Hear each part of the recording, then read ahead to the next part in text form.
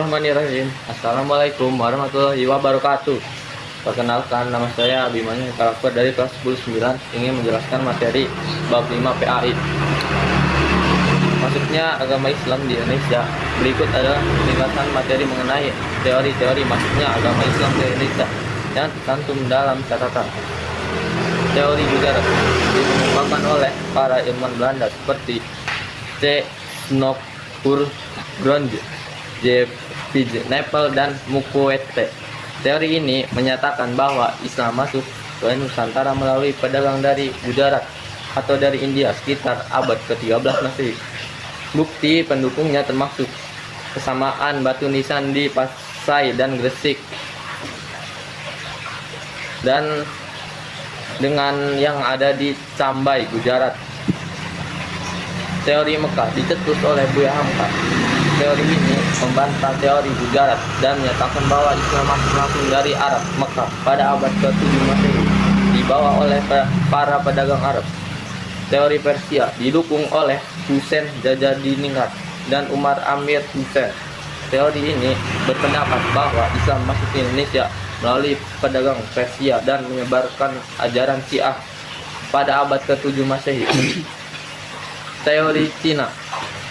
Teori ini yang dicetuskan oleh Slamet Muljana menyatakan bahwa Islam masuk ke Indonesia dibawa oleh para kaum muslim dari Cina yang telah menjalin hubungan erat dengan masyarakat Nusantara sebelumnya. Teori maritim. Teori yang dikemukakan oleh N.A. Balog ini berfokus pada peran aktivitas niaga dan pelaut muslim dalam penyebaran Islam sepanjang jalur dengan maritim.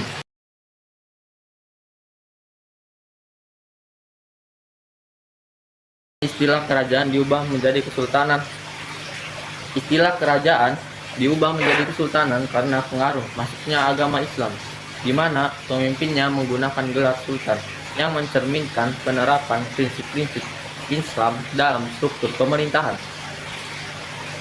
Pada masa perkembangan agama Islam di Indonesia, struktur politik mengalami perubahan signifikan.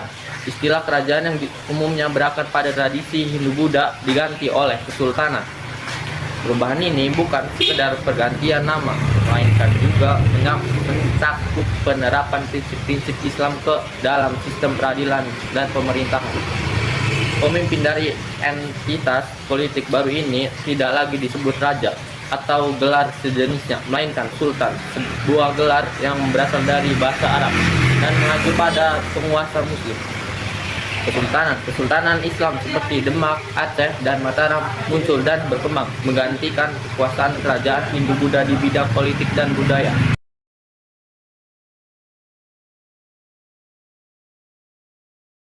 Perkembangan kesultanan di Indonesia. Pada masa perkembangan agama Islam,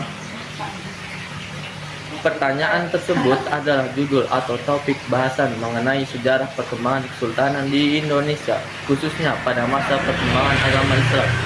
Topik ini mencakup bahasan tentang berbagai kerajaan atau kesultanan Islam yang berdiri di Nusantara, seperti Kesultanan Samudra Pasai yang didirikan pada abad ke-13. Perkembangan Islam di Asia Tenggara melalui bidang waktu. Salah satunya adalah fase berdirinya kerajaan-kerajaan Islam.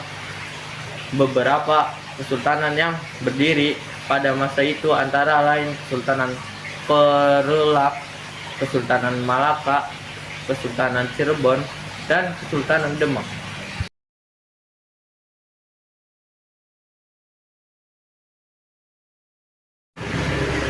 Tokoh penyebar ajaran Islam di Indonesia.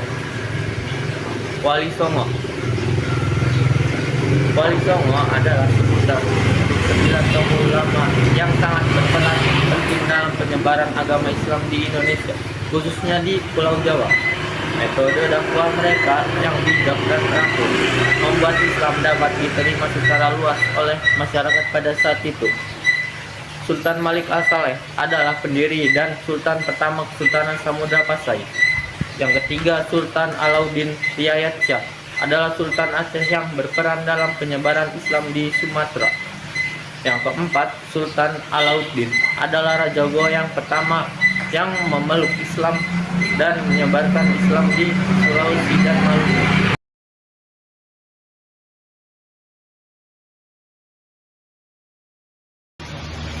Sekian dari penjelasan saya. Bila ada salah kata atau kata-kata yang kurang mengenakan, mohon dimaafkan. Billahi taufik wal hidayah. Wassalamualaikum warahmatullahi wabarakatuh.